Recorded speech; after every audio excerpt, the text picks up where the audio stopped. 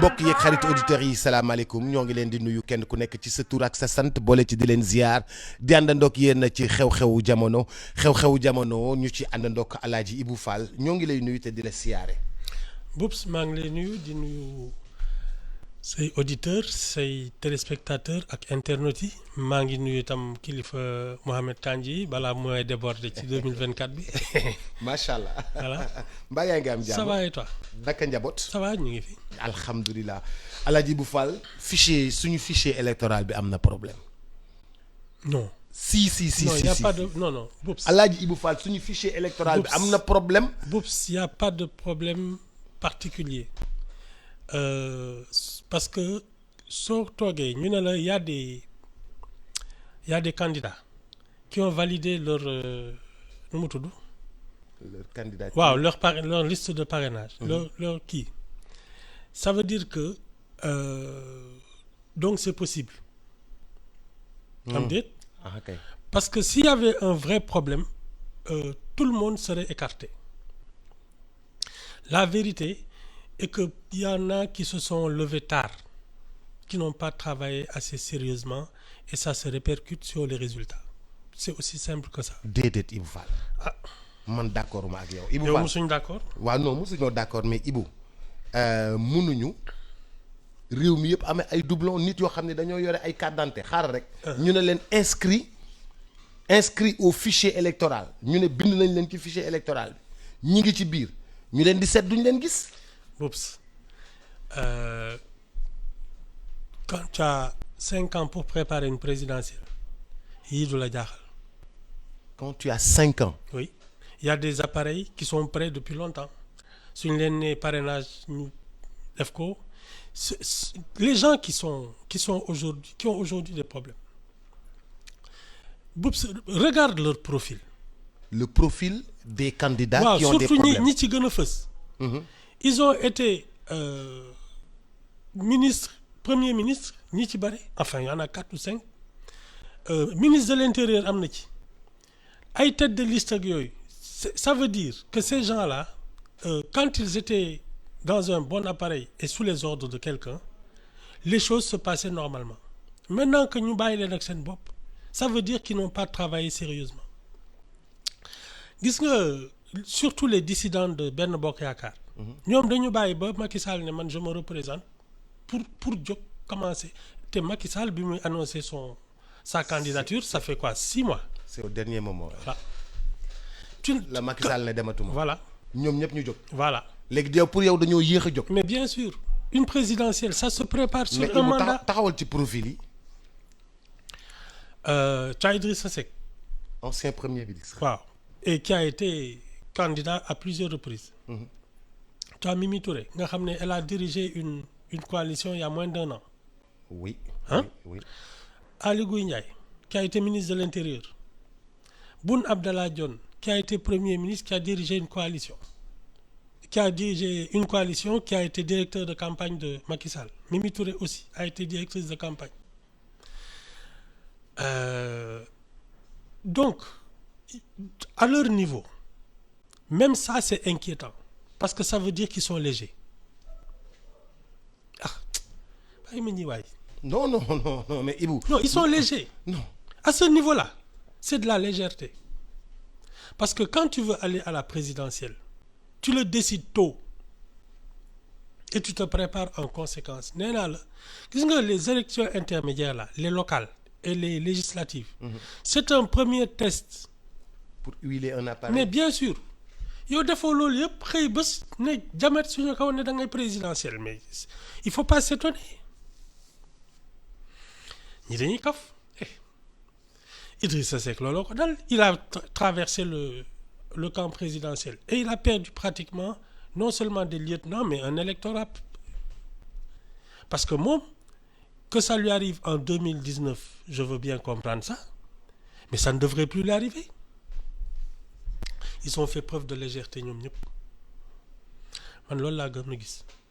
waaw mais est-ce que affaire yi nekkul par exemple ñoom Sénat ci boppam ñi ngi naan fichier bi nga xam ne moom la ñu am c'est pas à jour. Il semblerait d'après ce que j'ai lu que la mise à jour, c'est après la déclaration définitive des candidats. Foog naa ils ont 15 jours avant le démarrage des élections pour mettre à jour le fichier parce que day am ñi nga xam ne ils sont écartés ñii dee nañu ñii ils viennent de s'inscrire. Je pense que ñii jóge nañu Ndar ñëw inscrire Ndakaaru yooyu ñii jóge nañu fii ñuy voilà. changer Je pense que c'est à ce moment-là mais yooyu c'est résiduel ça peut pas être la moitié de l'électorat non. mais candidats yi dañoo bari. Non, d'abord, ça prouve que cette histoire-là, il faut faire un tri plus sélectif pour ceux qui peuvent accéder. Encore plus sélectif. Ah oui. Non, il y a des rigolos. nit ñaa ngi bëgg a dee nga ne affaire bi dafa war a gën a tar. Non.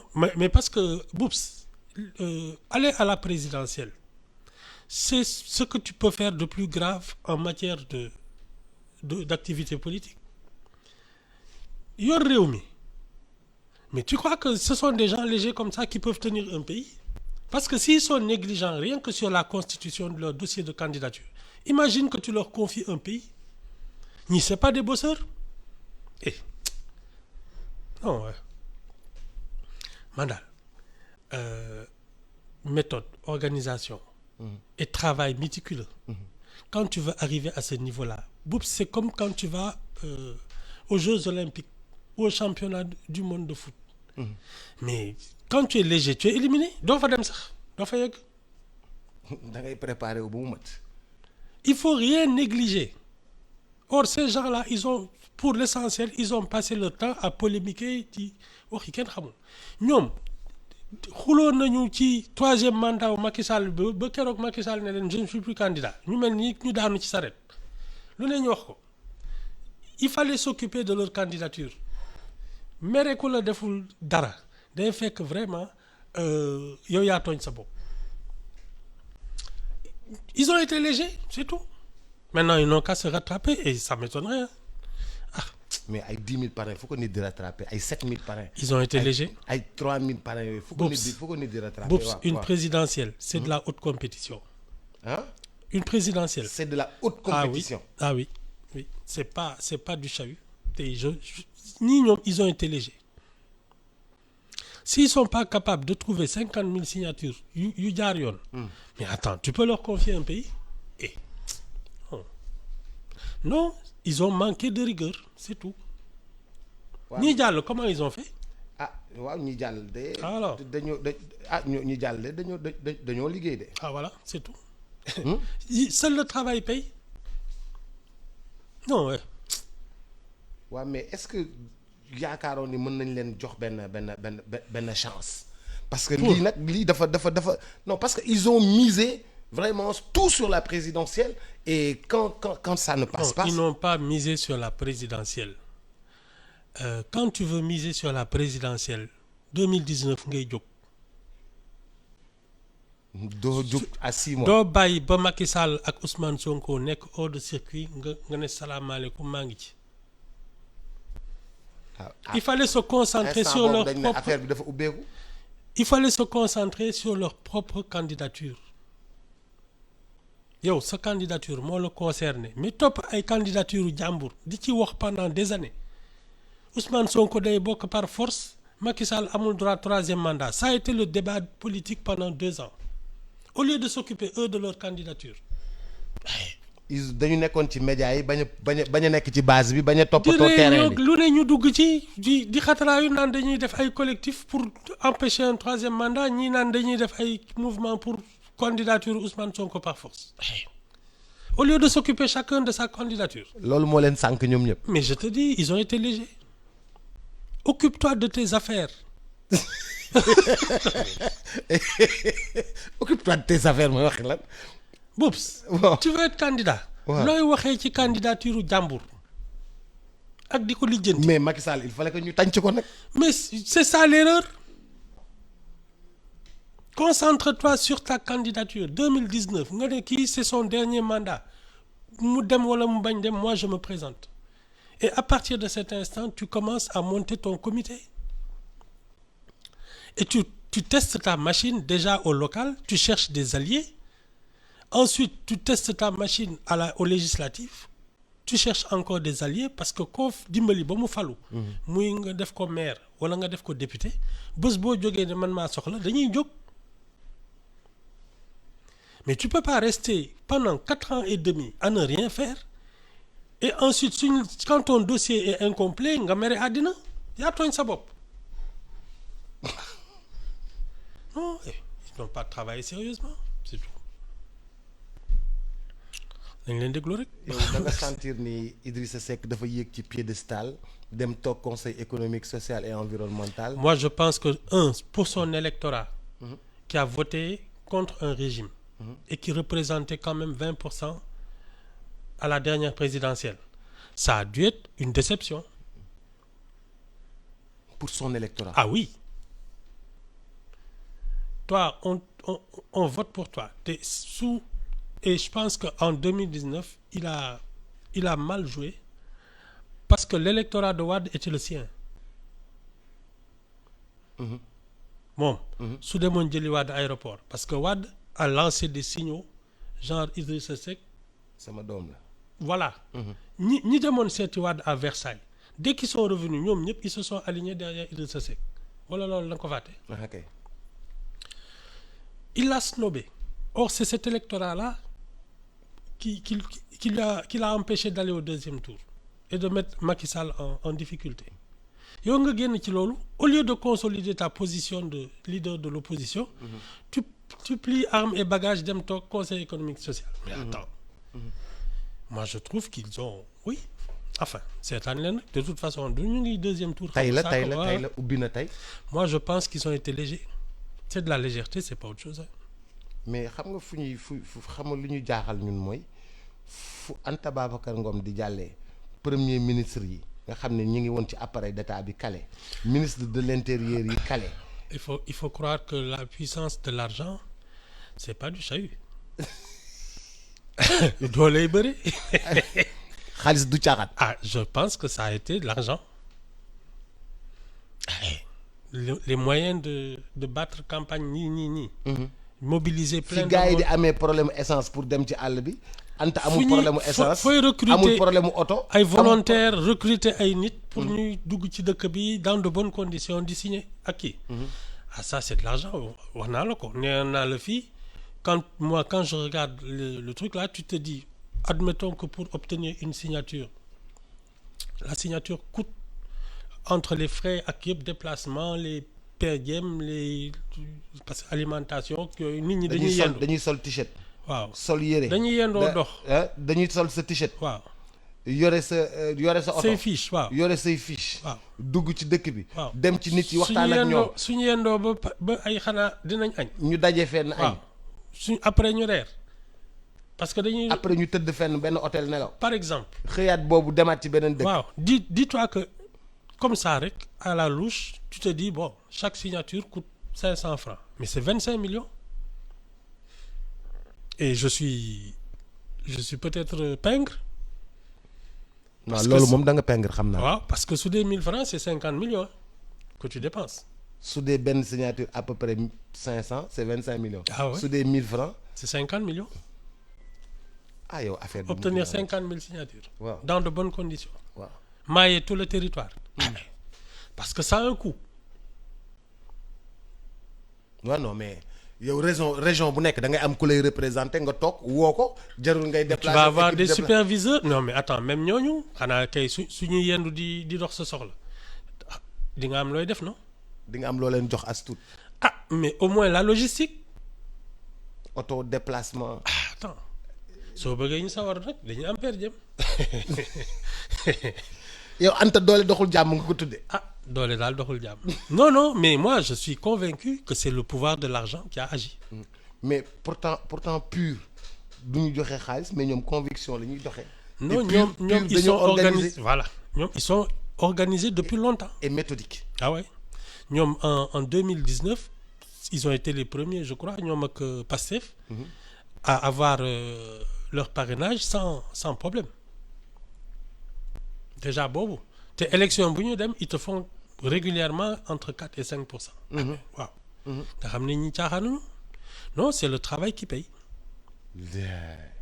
Boops il y a pas autre chose. sama gars yi c'est des stars des médias mais c'est pas des bosseurs. maanaam politique bi ñuy politique ci journaux yi ak télé yi la yam. voilà foofu la ñu amee nit. voilà foofu la ñu. non xam nañ leen quoi. foofu la ñu leen xamee. mais ils bossent pas ça et voilà les résultats. fii ngay xamee ku liggéey ak ku liggéeyu. voilà parce que ay ñi jàll. ay Déthié Fall ak ay ñooñu seen bruit bareewatul woon sax. tu n'en entendais même pas parler. Déthié Fall bu dul affaire Ousmane Sonko daawoo ko dégg. doo ko dégg doo xam ci lu mu ne. waaw. doo ko dégg doo ko gis. moo ata tax miin yoonu Touba nag. en tout cas le résultat est là ils sont passés les doigts dans le nez. ay Boubacar Camara ak yooyu voilà. Non moi je crois au résultat. léegi nag comment ils ont fait moi je suis convaincu que c'est le fruit du travail. ñii dañu am stratégie de toute façon man su doon ñëpp am les mêmes problèmes j'aurais pu comprendre mais il faut qu'on m'explique pourquoi il y en a qui sont passés et ils sont maintenant à peu près 10 xaw ma ñaata lañu. xaw ma ñaata waaw. bi conseil constitutionnel di rejeté ki nga xam ni moom moo di Ousmane Sonko fekkuñu fi woon waxoon nga ko bu yàgg ne yow gëmoo ne dina jàll. maa ngi soog a gis li nga doon wax ne gëmoo ni Ousmane Sonko dina jàll mais conseil constitutionnel daf ko rejeté pour ne amul. dossier matul. caution. këyitu caisse de dépôt et consignation. amul tamit parrainage mais loolu nguur gi moo ko tànc foofu. je t'ai dit on va lui barrer la route wala waxuma ko fi. kay. jeex na loo bëgg ma wax ci loolu de la ils ont décidé qu'il ne serait pas candidat jeex na. mais loolu dafa yomb trop. en tout cas mu ngi nii de. waaw non man kay xam naa ni moo ngi nii. jeex na mais man dafa kay yomb dem mais c'est trop facile. en tout cas. diw du bokk c'est trop oui, facile. oui bon maintenant les raisons pour lesquelles ils ont décidé ça c'est un autre problème. voilà nee nañ daal kii du bokkul loo bëgg ma wax la. waaw mais affaire yi pour yëpp pour xam nga Ousmane Sonko mën naa nekk ci kaso bi gagné leen. Boubs. waaw. balaa ngay gagné xanaa nga nekk candidat. non waxewuma foofu moom day joxe consigne de vote. parce que moi déjà ay député am sax am nañ ku ñu parrainé. moi je suis convaincu que cette affaire-là commence à lui échapper xam nga nit ñi dañuy teg ci yow et il faut pas se tromper keroog bi kay gars yi di fekk bi mu barricadé ba ñu condamné ko. à Ziguinchor. bi kay gars yi di fekk foofu. tu sais déjà kon daana par contumace beeg yooyu ça lui avait enlevé ses droits.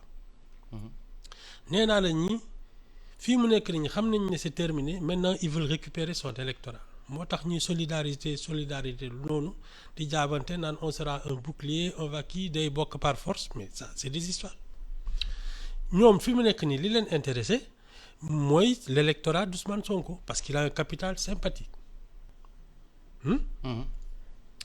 Le problème c'est qu'ils sont 6 à se partager cet électorat-là.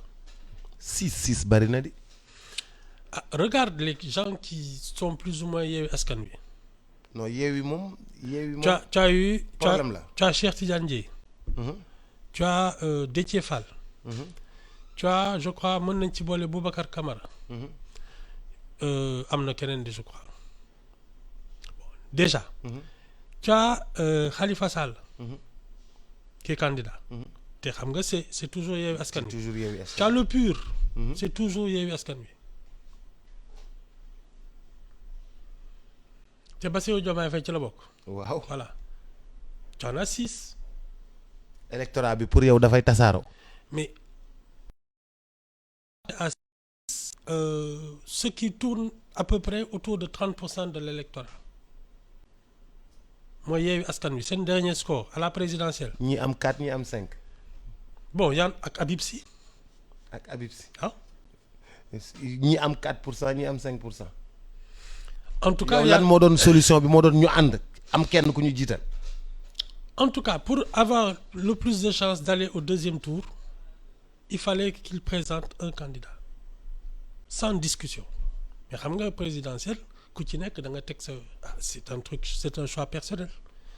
Maintenant, ils sont 6 à se partager un électorat. Mooy à peu près 30% de le résultat de Yewwi Askan Wi.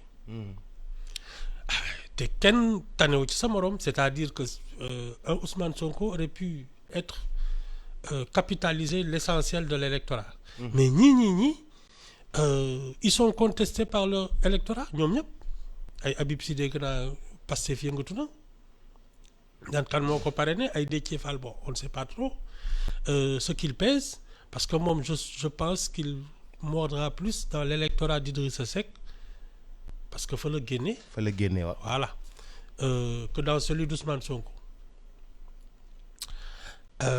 non tu vas voir hein. Ça va se disperser. Il n'y a pas un leader bon maintenant c'est pour cela que la campagne est importante. Parce que d'abord on va savoir qui est vraiment candidat su loolu weesoo je pense que c'est le talent qui va parler. Les gens d'orateur et un vrai projet proposé aux Sénégalais. Le talent va parler. C'est le talent qui va faire que les gens, tous ceux qui voudront sanctionner le régime de Macky Sall, ils vont en choisir entre un ou deux. Mais yow toujours da ngay wax sanctionner le régime de Macky Sall. Oui, parce qu'il y a des gens qui ne sont pas contents. La preuve, à la dernière législative, ils ont perdu leur majorité. Ça, c'est pas une sanction. Sanction bu leer. Ah, jeex na. Si ils considèrent qu'ils veulent continuer à le sanctionner, ils vont voter instinctivement pour l'opposition. Maintenant, quel sera le candidat crédible? Loolu moo dese wóor. Bon, maintenant, et c'est là que le talent est important. Si Amadou Ba a du talent, ça c'est autre chose. Parce que moom du Macky Sall. Moom fonctionnaire la. Non, et puis on ne sait pas quel est son vrai talent. xamoo ci dara. Tant que tu ne les as pas vus à l'œuvre doo mën a wax da nga leen di déglu rek. Il peut faire pire, il peut faire mieux, mais on ne sait pas. Mais affaire bi. C'est open. Boups, je pense que cette présidentielle-là est extrêmement ouverte. On peut s'attendre au meilleur comme au pire. Ah, il faudra être vigilant moom parce que électeurs yi ñoom moom seen bopp kenn moomu leen. non ku nekk ak sa carte yow tamit soo duggee ci kii bi yow kese ak sa bopp la tu fais ce que tu sens hein. Loolu daal moo fi am. mais Ibou ñu kale dafa bari trop. Mais d'abord ñu kale dafa bari trop. mais Boups pour man c'est des gens qui tu sais y en a même eu xam nga nee naa la fii dina am ñoo xam ne caution sax amuñ ko te dinañ déposer dossier. nga naan ma non ñi déposé ñëpp dañu am caution. Yoo xamagoo Sénégalais yi ndeke dañ capable. ñëw jël fiche parrainage. Je te dis wër ci dëkk bi wax ak nit ñi dem ci télé yi.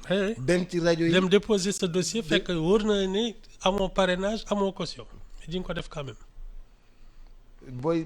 booy dem conseil constitutionnel woo journaliste. woo ñëpp gis fekkee la nga déposer ce dossier suñ ko rejeté nga ne. voilà léegi boo génnee def discours. voilà man dañ ma coince ñi xataraayu fii fekk leer na la ne yow amoo ci leen non sama gars yi non et ce qui est inquiétant mooy naka la ñu mënee ñeme am na ci koo xam ne moom une fausse liste de députés sax la fa indi dañ jàpp ko. waaw non comment on peut être xam nga ñeme institution bu mel ni présidence de la République ñàkk xam luy présidence moo tax nga koy ñeme. taxawoon ni da nga koy sóoraale. Ces gens-là ils sont. mais man dafa am loo ma waxoon loo xam ne tey dafa weddeeku. da nga ma waxoon ni ma boo normalement ku ñu war a jox réew mi. da nga war a bañ ndax réew mi ni mu mel da nga war a daw. soo ko xamee da nga war a daw. non si tu en es conscient. parce que mais terewul ay 200 et quelques personnes taxaw ne dañuy jël réew mi. oui mais ça dépend de ta motivation su dee yow da nga ne réew mi toll na foo xam ne dafa soxla ku ko suqali nga xam sa bopp xam ne tu n'en as ni les compétences ni le cursus ni rien du tout xajul sa bopp su ñu ñëwee ne la jëlal réew mi da ngay bañ mais su dee yow da nga toog ne palais bi rafet na oto yi ñuy dawal baax nañ. escorte bi waaw am nga avion présidentiel am nga lépp foo dem ñu toojal la te loolu moo la fa yóbbu ak fonds politique yi nga xam ne war di nga ci mën a def sa poste te kenn du la mënal dara mais su dee loolu la fa yóbbu effectivement suñ la nee jëlal réew mi nga jël ko parce que tu n'es pas là pour régler des problèmes tu es là pour régler tes problèmes ça c'est différent tout est dans la motivation su dee yow da ngay def politique pour mën a lekk réew mi mais suñ la nee réew maa ngi nii nga jël mais si tu es conscient de la gravité des problèmes. la gravité de l'heure. l'heure est grave. waaw xam nga ne réew mi li mu soxla àttanoo ko mais boobu suñ la ko joxee da ngay bañ ça dépend de la motivation nii laaj leen ñoom lan la ñuy doyee réew mi. ñii bëgg ko jël ñoom ñëpp. waaw laaj leen c'est pourquoi faire. de toute façon dañoo bëgg a tabax réew mi. non de toute façon dinañ ko dégg. dañoo bëgg a def plus que Macky Sall. dañoo bëgg a tabax ay pont. dañoo bëgg a defar kii. danañ leen déglu. pendant la campagne. xam nga soo taxawee janoo nit ñi di wax danañ xam ndax diis nga wala diisuloo. tu sais construire la cité c'est bien construire le citoyen c'est encore mieux ba pare l'un n'empêche pas l'autre. Construire et le citoyen. Et la cité. Voilà. Parce que ce sont les citoyens qui construisent la cité. ñoom ñoo koy tabax parce que selon leur culture leur histoire ak yooyu noonu la ñuy tabaxee leur cité mais si tu construis une cité sans les citoyens boops dafa mel ni nga am ay murs ak yooyu mais tu as pas d'habitants. tu peux mën nga tabax benn palais ah. ba pare guddi su jotee nga dem tëdd ci mbedd mi. parce que xamoo loolu non ceux qui en sont conscients je sais pas s'ils sont nombreux mais nañ leen déglu rek ba xam.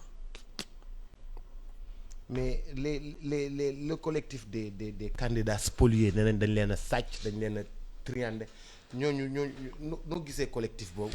Tu sais, Boups, on n'a pas intérêt à discréditer nos institutions. Comme le Conseil constitutionnel. Voilà. Parce que ce sont ces gens-là, ñi ci ëpp, quand ils étaient, par exemple, du côté du pouvoir, affaire bi yomb ci ñoom, on leur donnait les moyens de travailler yëpp. Hein? Ils n'ont jamais remis en cause les décisions du Conseil constitutionnel. Oui. Et ça n'a pas changé. C'est toujours les mêmes 7 sages qui étaient là pendant que vous étiez ci côté ba. Il y a un an waaw. pendant que yéen a ngi woon ñuy ne parce que y a eu quand même des gens qui ont été recalés il y a un an. mënuñu woon dem les problèmes nu mu tudd liste ñoom Ousmane Sonko seen titulaire yi. bi mu demee ay Mimi Touré qu'est-ce qu'elle en a dit. Non, il faut arrêter ça. Tu sais, on n'a pas intérêt à discréditer nos institutions. Il faut être fair play, c'est tout. Tu sais, la politique, c'est une affaire d'élite et de gentleman. Gentleman agreement. Ah oui. bu mu la jaral lu ne.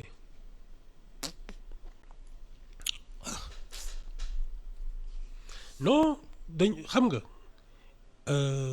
dañu tooñ seen bopp ba pare mere ku leen deful dara.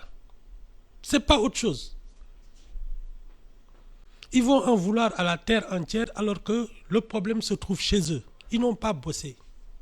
Ceux qui ont bossé, ça se voit. yow da nga bëgg wax ni les 7 sages c'était des vrais sages quand les gens étaient dans le gouvernement et ce sont pas de vrais sages quand ils sont dans l'opposition. C'est ça. Comme disait l'autre, ce ne sont pas les girouettes qui tournent, c'est le vent qui change de direction. Non, c'est de la mauvaise foi, c'est tout. Ils n'ont pas travaillé sérieusement. ils ont manqué d'application, ils ont manqué de rigueur dans ce qu'ils faisaient, et aujourd'hui ils en veulent aux autres alors que c'est de leur faute. Ils ont fait de mauvais calculs. ñi doon xaar Macky Sall demul ñi doon naan. ñi doon xaar Macky Sall dem ñoom lan lañ doon bëgg ci Macky Sall. mais la nga. gunge ko. waaw bokkat ci affaire bi léegi moom bi mu demulee il a choisi un successeur ñeneen ñi beddeeku ça veut dire que bi ñuy décider ne ñoom dañuy dem à l'élection mais boobu si yàggul voilà. non Macky ci Sall octobre bi la. Macky Sall kay dafa yàq carte yëpp. bi muy toog naan je réfléchis seet bàyyi xaw ma ñaata weer la réfléchir pour ne Amadou Ba la mais dafa yàgg pendant tout ce temps là ñoom ñëpp a ngi faram ko laay di xaar mais c'est ça leur problème. dañoo yéex a déclencher seen machine électorale. mais je te dis yow tu te dis j'ai fait de la politique je suis arrivé à maturation parce que soo demee ba ne da ngay laajte la présidence de la République ça veut dire que tu te considères comme politiquement mûr. Tu n'as pas besoin d'attendre qu'on te désigne da ngay jógal sa bopp 2019 la ñu waroon commencé di dox tànk lijjanti seen yëpp 2024 jot ñu ne man du ñu xaar ku leen désigner ñoom ñooy désigner seen bopp. Ils ont tous attendu ñii ils se sont rangés derrière Ousmane Sonko en disant on va tous le prendre au lieu de le protéger pour te dire que ce sont des parasites. yow tu es un champion tu veux qu'il aille à l'élection mais da nga koy aar tu le protèges pour qu'il lui arrive rien ñu seetaan ko ba mu nërmeelu ñu commencé nag fu mu nekk nii di jéem a seet naka la ñuy grappiller dans son aura ñoom ñoo tooñ seen bopp. ñeneen ñi ceux qui ont pensé que c'était Macky Sall la locomotive bi mu ne dematuma dañu mel ni ñu daanu ci saret ñoo tooñ seen bopp. Tu prends une décision d'aller à l'élection da ngay départ à temps et tu travailles rigoureusement ñii c'est des paresseux loolu mooy dëgg. non Ibou da nga Ibou parce que explication bi sax c'est de la paresse c'est le conseil constitutionnel moo ñu tooñ. attends ñi seen dossier impeccable nag. nga ne ñooñu dañoo liggéey ñi liggéey. mais c'est tout. Oups Déthié Fall. C'est pas un membre du pouvoir. Non. Boubacar Camara. Habib Sy. Comment ils ont fait? Les gens du PUR là. Comment ils ont fait?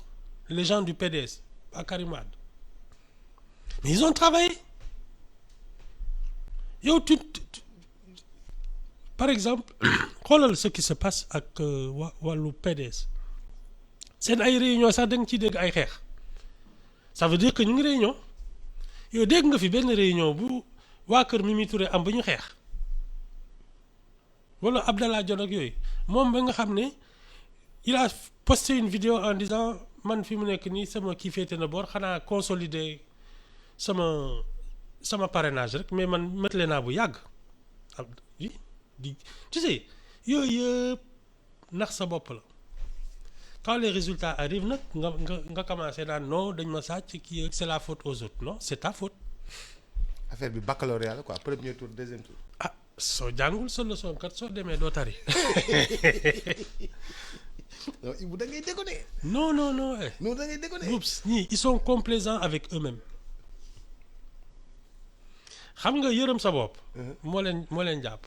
au lieu nga bañ a yërëm sa bopp. liggéey bu metti ah. da ngay yërëm sa bopp. dañoo yërëm sa bopp bac bu njëkk ba naka la woon bac bu njëkk ba. première partie deuxième partie. noonu la woon. waaw ñun de on a fait première nga doon def bac première partie terminale nga def bac deuxième partie ba pare tu avais épreuve écrite et épreuve orale. bac boobu moo gënoon métti de. non ñaari bac la woon de. non. bagu première ak bagu terminale. non buubs bac méttiwul ñàkk jàng rek moo lay dee soo jàngee jàll c'est tout. tu sais ñun benn d'ailleurs quand on était en première c'est un surveillant am na ku ñu sànni loolu naan leen jàng leen moo gën ngeen nekk fii di wuti ay saafara ak yooyu ñi am bac ñëpp dañu jàng y a pas autre chose y a pas de miracle jàng leen. et c'est vrai ñi jàng jàll ñi jàngul nag ay après ngay toog naan oui man bi ma kii toog sama téere bi dagg ci laa xam ne duma jàll rek. big bi ma sëriñ bi joxoon dafa réer. waaw yooyu ngay mujjee yooyu ngay mujjee de non jàng rek ils n'ont pas travaillé sérieusement c'est la seule explication. fiche parrainage sax dégg naa yóbbu nañ ko ci sëriñ yi ñaan si ah.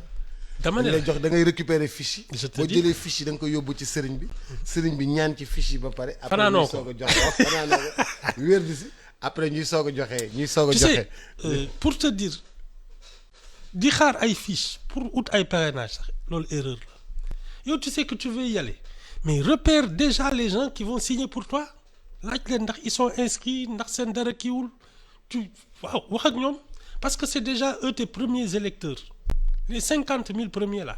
ñooñu ngi njëkk a waxal ba mu leer ne ñii dañ lay xool ne kii la ñuy voter donc moom la ñuy parrainer mais quand les gens qui signent pour toi tu n'as même pas fait l'effort de les rencontrer dañuy naan c'est un jeu de dupes qui bon bàyyi ma parrainer kii parrainer que les parrainer tu t'en fiches. c'est un aussi. waaw mais quand les gens wan leen ñi dañ la yëg dox ba fekk si la wan leen parce que ku la yëg moo la sonal. toog ci koñ ba def fa ñaari fan. waaw nit ñi di ñëw di bind. déglu di kii ngay wax ak ñoom di leen expliquer yow fan nga jëm ak réew mi mais quand ils s'inscrivent c'est pas la même chose que benn waay bu jógee fële naan xam nga Boubs fiche am a ngi nii attends. parrainel Boubs waaw Boubs mosu fi ñëw mën nga ko rus rek daal di ko signer mais keneen ku ñëw itam nga rus ko rek daal di ko signer ne këj. C'est différent, il y en a qui ont travaillé sérieusement, il y en a qui n'ont rien foutu. Man, c'est ça que mon explication. C'est pas autre chose. mais nag Ibou nag Mimi bu muy dox démb yónnee naa la vidéo bi tata Mimi chef de gang la de. non jiite gang bi noonu ay ñoom baara dolli topp ci ginnaaw noonu. gis naa leen seen kii tata chef de gang la de. non mais tu sais bon c'est une bonne communicatrice. ah waaw. donc xam naa ne suy wax et puis en plus son grade. Elle a été Premier ministre, présidente du conseil. Donc suñu toogee foofu. lu suy wax dañ koy déglu. Surtout que c'est une vieille de la politique. Mais je trouve qu'elle a été légère, qu'elle a manqué de rigueur. Il faut travailler, c'est tout. Il n'y a pas d'autre mystère.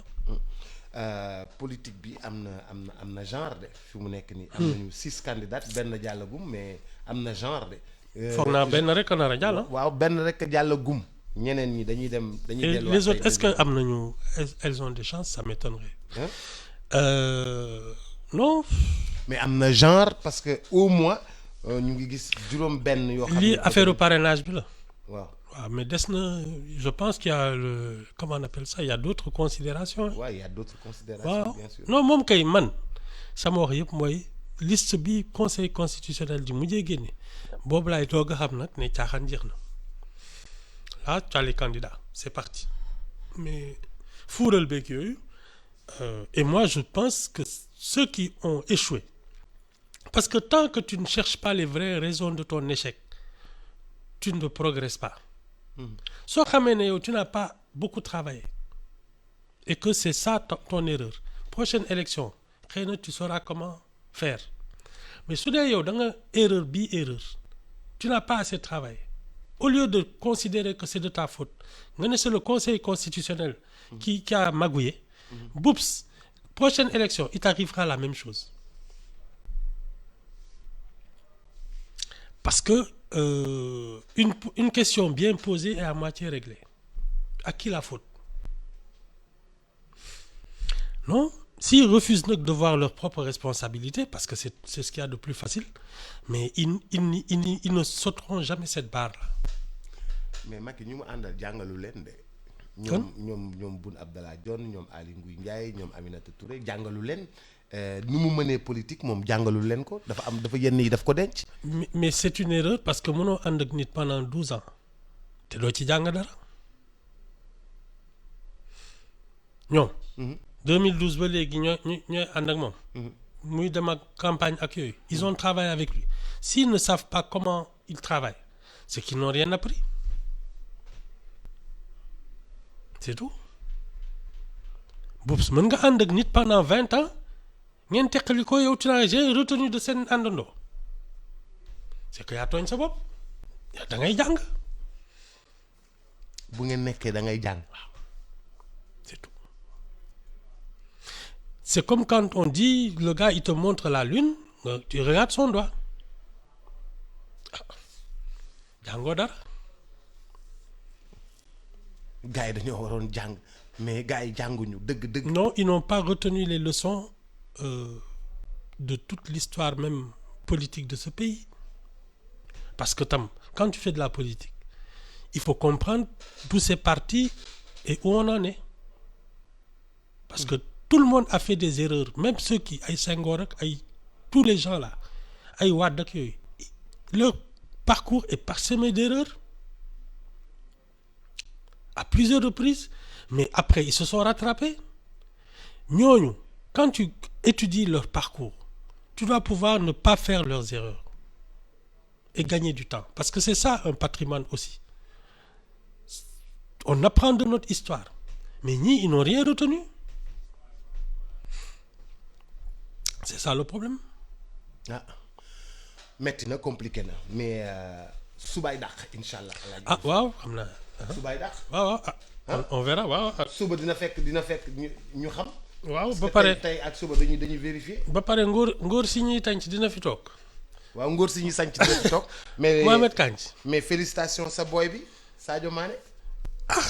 man daal félicitations. non moom nga gëm de. non c'est un champion il sait se tenir donc. il sait se tenir. ah oui ba léegi de jaaxalaguñu. ba léegi Sadio Mané jaaxalaguñu. Sadio Mané. Ibou Fall nee na félicitations. Ah oui. kontaan na ci yow. Oui. Non, c'est un grand monsieur. C'est un grand monsieur. Hein? Un Sadio avec un grand S. waaw c'est ça. maa la wax li merci beaucoup dig daje ci kanam tuuti ak Cheikh Sarr ci xorom ci cin Cheikh Sarr ak Fatou Waré waa Fatou Waré fu mu jógee nii lii kenn mësu koo gis Waré rek ak Cheikh Sarr à tout à l'heure